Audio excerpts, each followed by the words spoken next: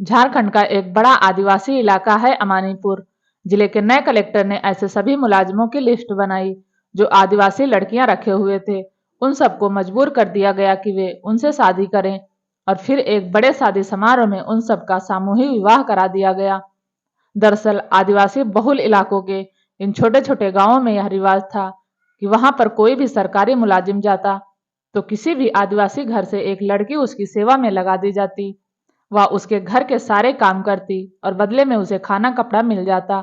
बहुत से लोग तो उनमें अपनी बेटी या बहन देखते, मगर उन्हीं में से कुछ अपने परिवार से दूर होने के चलते उन लड़कियों का हर तरह से शोषण भी करते थे। वे आदिवासी लड़कियां मन और तन से उनकी सेवा के लिए तैयार रहती थीं, क्योंकि वहां पर ज्यादातर कुंवारे ही रहते थे जो उन्हें मौज मस्ती का सामान समझते और वापस आकर शादी कर नई जिंदगी शुरू कर लेते। मगर शायद आधुनिक सोच को उन पर रहम आ गया था, तभी कलेक्टर को वहां भेज दिया था। उन सब की जिंदगी मानो संवर गई थी, मगर यह सब इतना आसान नहीं था। मुखिया और कलेक्टर का दबदबा होने के चलते कुछ लोग मान गए, पर कुछ लोग इसके विरोध में भी थे। आखिरकार कुछ लोग शादी के बंधन में बंध गए और लड़कियां दासी जीवन से मुक्त कर पत्नी का जीवन जीने लगी। मगर 3 साल बाद जब कलेक्टर का ट्रांसफर हो गया, तब शुरू हुआ उन लड़कियों की बदहाली का सिलसिला। उन सारे मुलाजिमों ने उन्हें फिर से छोड़ दिया और शहर जाकर अपनी जात की लड़कियों से शादी कर ली और वापस उसी गांव में आकर शान से रहने लगे। तथाकथित रूप से छोड़ी गई लड़कियों को उनके समाज में भी जगह नहीं मिली और लोगों ने उन्हें अपनाने से मना कर दिया। ऐसी छोड़ी गई लड़कियों में से एक मोहल्ला ही बस गया जिसका नाम था किस बिन पारा, यानी आवारा औरतों का मोहल्ला।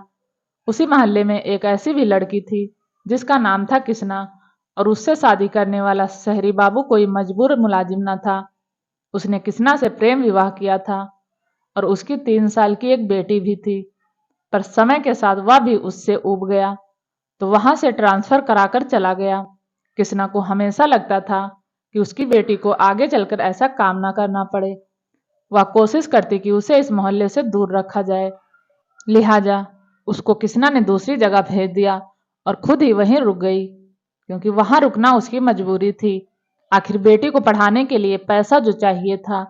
बदलाव बस इतना ही था कि पहले वह इन लोगों से कपड़ा और खाना लेती थी, पर अब पैसा लेने लगी थी। उसमें से भी आधा पैसा उस गांव की मुखियान ले लेती थी।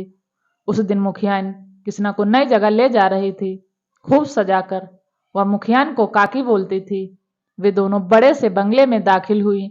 ऐसो आराम से भरे उस घर को किसना आंखें फाड़कर देखे जा रही थी। तभी किसना ने देखा कि एक तगड़ा 50 साल आदमी वहां बैठा था, जिसे सब सरकार कहते थे। उस आदमी के सामने सभी सिर झुकाकर नमस्ते कर रहे थे। उस आदमी ने किसना को ऊपर से नीचे तक घूरा और फिर रुमाल से मोंगरे का गजरा निकालकर उसके गले में डाल दिया। वह चुपचाप खड़ी थी। सरकार ने उसकी आंखों में एक गजब सा अजीब सा भाव देखा, फिर मुखियान को देखकर हाँ में गर्दन हिला दी। तभी एक बूढ़ा आदमी अंदर से आया और किसना से बोला, चलो हम तुम्हारा कमरा दिखा दें। किसना चुपचाप उसके पीछे चल दी। बाहर बड़ा सा बगीचा था जिसके बीचों बीच हवेली थी और किनारे पर छोटे पर नए कमरे बने थे। वह बूढ़ा नौकर किसना को उन्हीं बने कमरों में से एक में ले गया और बोला, यहाँ तुम आराम से रहो। सरकार बहुत ही भले आदमी हैं, तुम्हें डरने की कोई जरूरत नहीं है। किसना ने अपनी पोटली वहीं बिछे पलंग पर रख दी और कमरे का मुआयना करने लगी। दूसरे दिन सरकार खुद ही उसे बुलाने कमरे तक आए और सारा काम समझाने लगे। रात के 10 बजे से सुबह के 6 बजे तक उनकी सेवा में रहना था। किसना ने भी जमाने भर की ठोकरें खाई थी। वह तुरंत समझ गई कि यह बूढ़ा क्या चाहता है।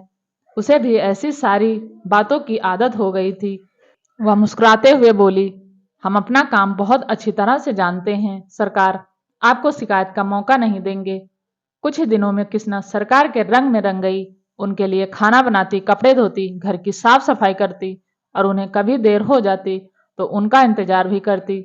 सरकार भी उस पर बुरी तरह फिदा थे। वे दोनों हाथों से उस पर पैसा लुटाते। एक रात सरकार उसे प्यार कर रहे थे, पर वह किसना उदास थी। उन्होंने उदासी की वजह पूछी और मदद करने की बात कही। नहीं सरकार, ऐसी कोई बात नहीं है। किसना बोली, देख अगर तू बताएगी नहीं तो मैं मदद कैसे करूंगा। सरकार उसे प्यार से गले लगाकर बोले। किसना को उनकी बाहें किसी फांसी के फंदे से कम न लगी। एक बार तो जी में आया कि धक्का देकर बाहर चली जाए, पर वह वहां से हमेशा के लिए जाना चाहती थी। उसे अच्छी तरह मालूम था कि यह बूढ़ा उस पर जान छिड़कता है, सो उसने अपना आखिरी दांव खेला। सरकार, मेरी बेटी बहुत बीमार है, इलाज के लिए काफी पैसों की जरूरत है।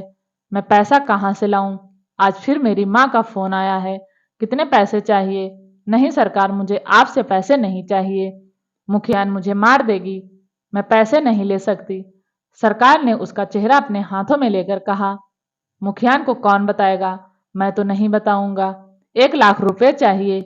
1 लाख? बड़ी तेज आवाज में सरकार बोले और उसे दूर झटक दिया। किसना घबरा कर रोने लगी। अरे तुम चुप हो जाओ। और सरकार ने अलमारी से 1 लाख रुपए निकालकर उसके हाथ पर रख दिए। फिर उसकी कीमत वसूलने में लग गए। बेचारी किसना उस सारी रात क्या क्या सोचती रही और पूरी रात खुली आंखों में काट दी। शाम को जब सरकार ने किसना को बुलाने भेजा था तो वह कमरे में नहीं मिली। चिड़िया पिंजरे से उड़ चुकी थी। आखिरी बार उसे माली काका ने देखा था। सरकार ने भी अपने तरीके से ढूंढने की कोशिश की, पर वह नहीं मिली। उधर किसना पैसे लेकर कुछ दिनों तक अपनी सहेली पारो के घर रही और कुछ समय बाद अपने गांव चली गई।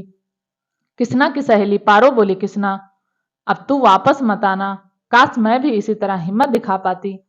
खैर छोड़ो। किसना ने अपना चेहरा घूंघट से ढका और बस में बैठते ही भविष्य के उजियारे सपनों में खो गई। इन सपनों में खोए 12 घंटों का सफर उसे पता ही नहीं चला। बस कंडक्टर ने उसे हिलाकर जगाया। नीचे उतर, तेरा गांव आ गया है। किसना आंखें मलते हुए नीचे उतरी। उसने अलसाई आंखों से इधर उधर देखा। आसमान में सूरज उग रहा था। ऐसा लगा कि जिंदगी में पहली बार सूरज देखा हो। आज 30 बसंत पार कर चुकी किसना को ऐसा लगा कि जैसे जिंदगी में ऐसी सुबह पहली बार देखी हो, जहां ना मुखिया, ना दलाल, ना सरकार। वह उगते हुए सूरज की तरफ दोनों हाथ फैलाए एकटक आसमान की तरफ निहारे जा रही थी। आते जाते लोग उसे हैरत से देख रहे थे। तभी अचानक वह सकुचा गई और अपना सामान समेटकर मुस्कुराते हुए आगे बढ़ गई। किसना को घर के लिए ऑटो रिक्शा पकड़ना था।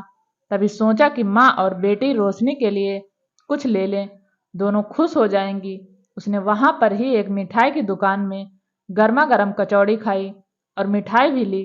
किसना पल्लू से 500 का नोट निकालकर बोली, भैया अपने पैसे काट लो। दुकानदार भड़क गया, बहन जी मजाक मत करिए, इस नोट का मैं क्या करूंगा, मुझे 200 रुपए दो। क्यों भैया, इसमें क्या बुराई है? तुमको पता नहीं है कि 2 दिन पहले ही 500 और 1000 के नोट चलना बंद हो गए हैं। किसना ने दुकानदार को बहुत समझाया, पर जब वह ना माना तो आखिर में अपने पल्लू से सारे पैसे निकालकर उसे फुटकर पैसे दिए और आगे बढ़ गई। अभी किसना ढंग से खुशियां भी ना मना पाई थी कि जिंदगी में फिर से अंधेरा फैलने लगा।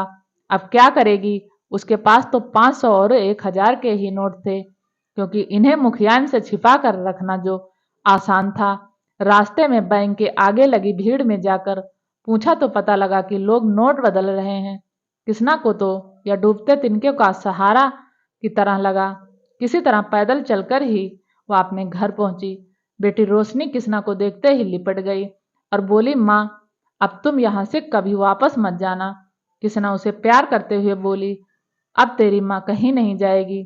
बेटी के सो जाने के बाद किसना ने अपनी माँ को सारा हाल बताया।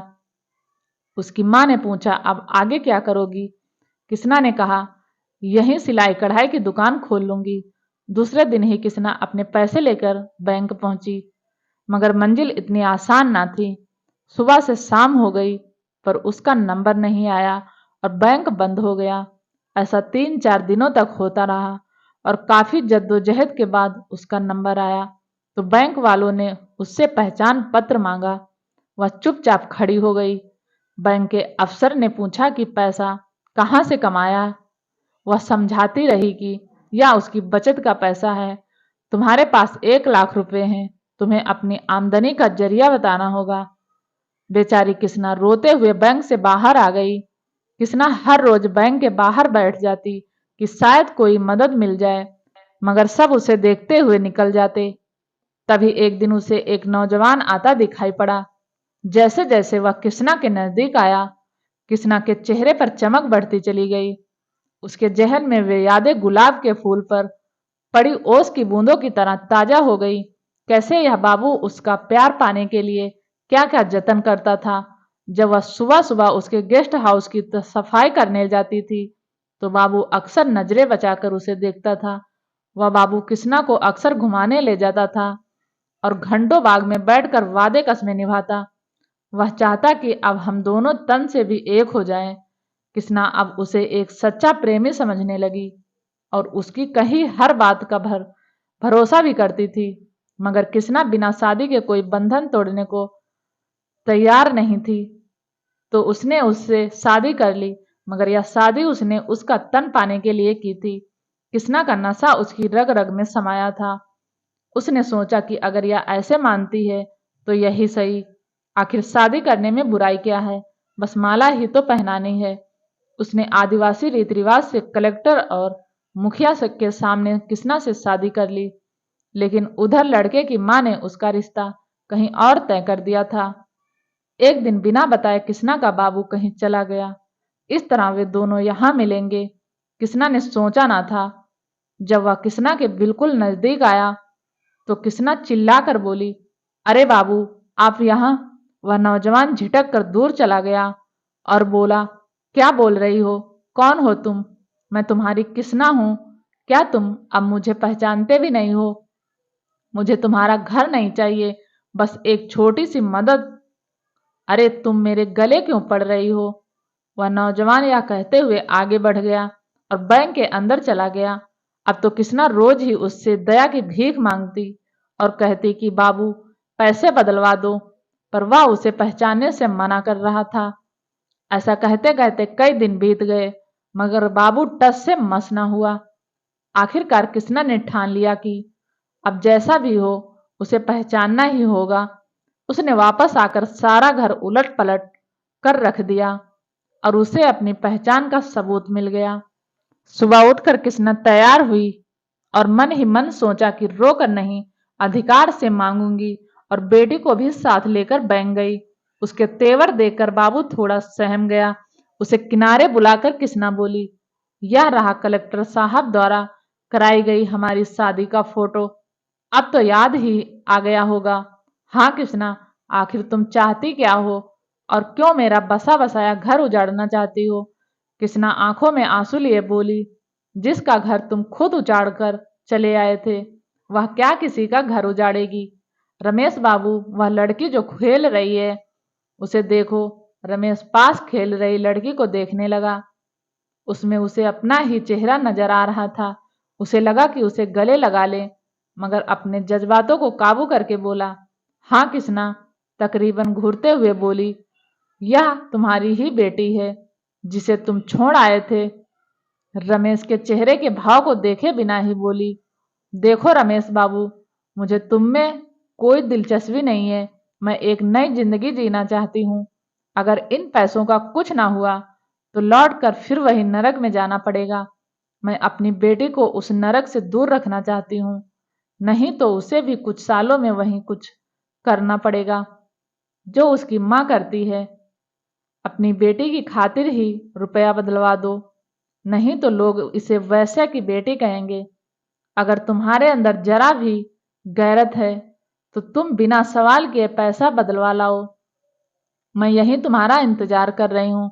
रमेश ने उससे पैसों का बैग ले लिया और खेलती हुई बेटी को देखते हुए बैंक के अंदर चला गया। और कुछ घंटे बाद वापस आकर रमेश ने नोट बदलकर कृष्णा को दे दिए और कुछ खिलौने अपनी बेटी को देते हुए गले लगा लिया। तभी कृष्णा ने आकर उसे रमेश के हाथों से छीन लिया और बेटी का हाथ अपने हाथ में पकड़कर बोली, रमेश बाबू, चाहत की अलगनी पर धोखे के कपड़े नहीं सुखाए जाते। और बेटी के साथ सड़क की भीड़ में अपने सपनों को संजोते हुए खो गई। ये कहानी कैसी लगी? अगर अच्छी लगी तो प्लीज चैनल को सब्सक्राइब करें और वीडियो देखने के लिए आपका बहुत बहुत धन्यवाद।